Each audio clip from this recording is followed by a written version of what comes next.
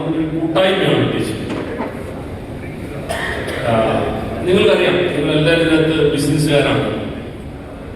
പണ്ട് നടന്നൊരു സംഭവം പറയാം, അത് കുറച്ചുകൂടി ലളിതമായി മനസ്സിലാവും. ഒരു കടയിൽ, മുന്തിരി വിൽക്കുന്ന ഒരു കടയിൽ ഒരാൾ ചെന്നു. അവിടെ ഞെട്ടറ്റി പോകാത്ത ഒരു കുല മുന്തിരി അവിടെ പാത്രത്തിലേക്കുണ്ടായിരുന്നു. ഞെട്ടറ്റുപോയ ഒറ്റയ്ക്കൊറ്റയ്ക്കായി പോയ മുന്തിരിയും അവിടെ ഉണ്ടായിരുന്നു. മുന്തിരി വാങ്ങാൻ വന്നയാൾ കടക്കാരനോട് ചോദിച്ചു, ഈ മുന്തിരിയുടെ വില എങ്ങനെയാണ്? അപ്പോ കടക്കാരൻ പറഞ്ഞു, കുലയായി നിൽക്കുന്ന മുന്തിരിക്ക് 1 കിലോ 300 രൂപ, ഒറ്റക്കൊറ്റയ്ക്കായി കിടക്കുന്ന മുന്തിരിക്ക് 50 രൂപ. അപ്പൊ വാങ്ങാമെന്നുള്ള എന്താ പ്രശ്നം? 2 മുന്തിരിങ്ങ എന്താ നിങ്ങൾ ഇങ്ങനെ വില ചോദിക്കുന്നത്? നിങ്ങൾ അനീതിയല്ലേ കാണിക്കുന്നത്? അപ്പോ കടക്കാരൻ പറഞ്ഞു എന്നാണ്, ഒരു കുലയായി നിൽക്കുന്ന മുന്തിരിയുടെ ഗുണവും ശക്തിയും വേറൊന്നാണ്.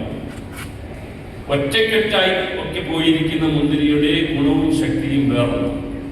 ഒരു ഗുണപാഠം കൂടി ആ കടക്കാരൻ മുന്തിരി വാങ്ങാൻ വന്ന ആളോട് പറഞ്ഞു, കൂട്ടം തെറ്റിയാൽ വാട്ടം തട്ടും. ജീവിതത്തിൽ എപ്പോഴും നമ്മൾ മനസ്സിലാക്കിയിരിക്കേണ്ട ഒരു കാര്യമാണ്, ഒരു സംഘടന നിങ്ങൾക്ക് തരുന്ന ശക്തി, ഒന്നായി നിൽക്കുമ്പോൾ നമുക്ക് കിട്ടുന്ന ശക്തി അപാരമാണ്.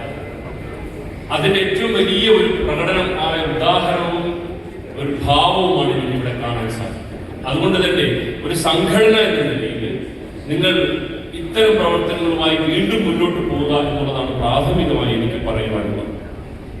രണ്ടാമത്, ഇവിടെ എനിക്ക് മുന്നേ സംസാരിച്ചാൽ പറഞ്ഞതുപോലെ ഒരു ചെറിയ കാറ്റായി തുടങ്ങി, ഒരു കൊടുങ്കാറ്റായി, ഒരു മഹാമാരിയായി മാറിക്കൊണ്ടിരിക്കുന്ന സംസ്ഥാന ഗവൺമെന്റിന്റെ ഓപ്പറേഷൻ തുഫാൻ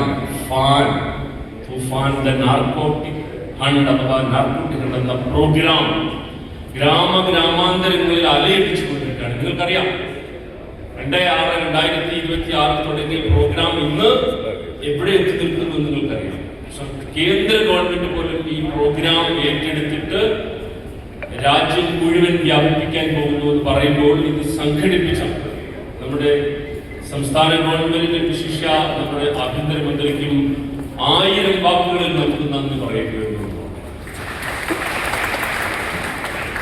ഇതിനെക്കുറിച്ച് നമ്മൾ പറയുമ്പോൾ സംസ്ഥാന സർക്കാർ പ്രോഗ്രാം മുന്നോട്ട് വെക്കുമ്പോൾ അത് അങ്ങനെ വിജയിക്കണമെന്നില്ല. പക്ഷെ ഇത് വിജയിച്ചതിന്റെ പിന്നിൽ ഞാനും നിങ്ങളും, നമ്മുടെ നാട്ടുകാരും, നമ്മുടെ നാട്ടിലുള്ള ഓരോ മനുഷ്യരും, ഓരോ ഏജൻസികളും ഉണ്ട് എന്നുള്ളതാണ് അതിന്റെ ഏറ്റവും വലിയ കാര്യം. ഞാൻ പൊതുവെ ഈ ലഹരി വിരുദ്ധ ക്ലാസ്സുകൾ എടുക്കാൻ പോകാറില്ല. എന്റെ പണ്ട് തൊട്ടുള്ള ശീലമാണ് ഈ ലഹരി വിരുദ്ധ ക്ലാസ്സുകൾ എടുക്കാൻ പോകാറുണ്ട്. ലഹരി വിരുദ്ധം എന്ന് പറഞ്ഞ ക്ലാസ് എടുക്കാറ്, ഒരിടത്തും പോയി ക്ലാസ് എടുക്കാറ്. എന്റെ കാരണം പലപ്പോഴും ഞാൻ ശ്രദ്ധിച്ചിട്ടുള്ള, കണ്ടിട്ടുള്ള, കേട്ടിട്ടുള്ള ഒരു കാര്യം, ലഹരി വിരുദ്ധ ക്ലാസ്സുകൾ എടുക്കാൻ വരുന്ന ആളുകൾ പലതരം മരുന്നുകളെ കുറിച്ച് നമ്മുടെ കുട്ടികൾക്ക് പറയുന്നു, പലതരം മയക്കുമരുന്നുകളെ കുറിച്ച് പറഞ്ഞു കൊടുക്കും, പലതരം മയക്കുമരുന്നുകൾ എങ്ങനെ ഉപയോഗിക്കണമെന്നതിനെ കുറിച്ച് പറഞ്ഞു കൊടുക്കുകയും ഇത് കേട്ടുകൊണ്ടിരിക്കുന്ന കുഞ്ഞുങ്ങൾക്ക് അത് പുതുതായി പരീക്ഷിക്കണമെന്ന പ്രവണത ഉണ്ടാകുന്നു എന്നുള്ളത് കൊണ്ട് ഞാൻ അത്തരം വിഷയങ്ങൾക്ക് വേണ്ടി ക്ലാസ് എടുക്കാൻ പോകുമ്പോൾ മറ്റു പല കാര്യങ്ങളും പറഞ്ഞിട്ട് മാത്രമേ കുട്ടികളോട് സംസാരിക്കാറുള്ളൂ. ഇവിടെ നിങ്ങൾ കുടുംബം കൂടിയുള്ളതുകൊണ്ട് എന്ത് 2 കാര്യം കൂടി പറഞ്ഞുകൊണ്ട് ഞാൻ എന്റെ വാക്കുകൾ അവസാനിപ്പിക്കും. നമ്മൾ ഈ ലഹരി വിരുദ്ധത്തെ കുറിച്ചൊക്കെ ക്ലാസ് എടുക്കുമ്പോൾ നമ്മൾ മറ്റു പല കാര്യങ്ങളും പറയുമ്പോൾ ശ്രദ്ധിക്കാതെ പോകുന്ന ഒരു കാര്യം, ഇതിന്റെ അടിസ്ഥാന കാരണം എന്ത് എന്നുള്ളത് നാം മനസ്സിലാക്കുന്നില്ല എന്നുള്ളതാണ്. പലപ്പോഴും സംഭവിക്കുന്നത് കതിരിൽ കൊണ്ട് വളം വെക്കുന്ന പോലുള്ള പല കാര്യങ്ങളാണ്. ഇത് സ്കൂളുകളിലല്ല തുടങ്ങേണ്ടത്, അല്ലെങ്കിൽ കോളേജുകളിലല്ല ഇത് തുടങ്ങേണ്ടത്. ഇത് തുടങ്ങേണ്ടത് വീടുകളിൽ. എല്ലാം തുടങ്ങേണ്ടത് വീടുകളിലാണ്. സമൂഹത്തിന്റെ മുഴുവനായും ബാധിക്കുന്നതോ അല്ലാത്തതോ ആയ ഏത് കാര്യവും നാം തുടങ്ങേണ്ടത് വീടുകളിൽ നിന്നാണ്. അവിടെയാണ് നമുക്ക് ആത്മപരിശോധന നടത്തേണ്ടത്.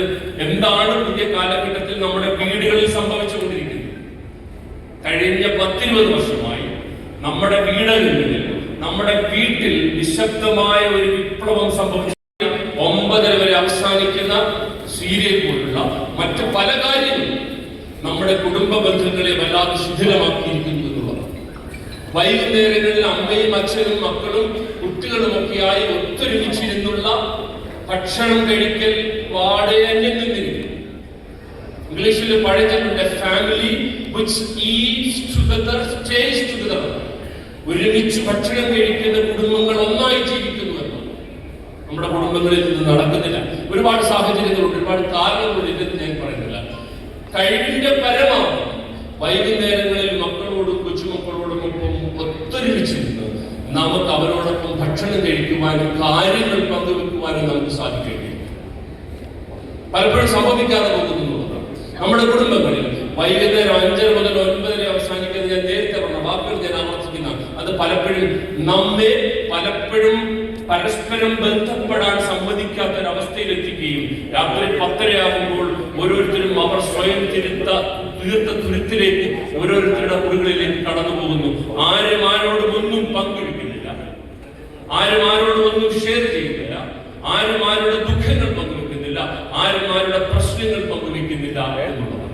നമുക്കറിയാം, ഇന്ത്യയിൽ ഏറ്റവും പ്രബുദ്ധമായ സംസ്ഥാനമാണ് കേരളം. പക്ഷേ ആത്മഹത്യയുടെ കാര്യത്തിൽ നമ്മൾ മുൻപന്തിയിലാണ്. എന്താണ് കാരണം?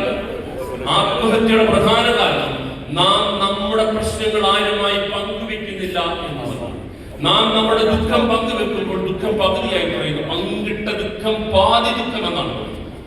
നാം നമ്മുടെ കുട്ടികളോട് പറയുവാൻ സാധിക്കണം, നിനക്കൊരു പ്രശ്നമുണ്ടെങ്കിൽ നീ ഓടി വന്ന് ആദ്യം അമ്മയോടോ അച്ഛനോടോ പറയണം. നിങ്ങൾ ആരുടെയെങ്കിലും മക്കളോടോ കൊച്ചുമക്കളോടോ നിങ്ങൾ ചോദിക്കൂ, who is your best friend?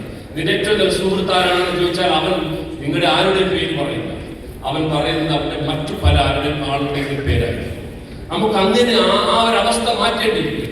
നമ്മുടെ കുട്ടികൾക്ക് പറയാൻ സാധിക്കണം, എന്റെ ഏറ്റവും നല്ല സുഹൃത്ത് എന്റെ അമ്മയാണ്, എന്റെ ഏറ്റവും നല്ല സുഹൃത്ത് എന്റെ അച്ഛനാണ്. കുട്ടികളുമായി നമുക്ക് ആത്മബന്ധം സ്ഥാപിക്കേണ്ടത് 16, 17, 18 വയസ്സിലല്ല. അവൻ കൊച്ചു പ്രായത്തിലെ വളർന്നു വരുമ്പോൾ അവരുമായി ഒരു ഹൃദയബന്ധം സ്ഥാപിക്കുവാൻ നമുക്ക് സാധിക്കേണ്ടിയിരിക്കുന്നു.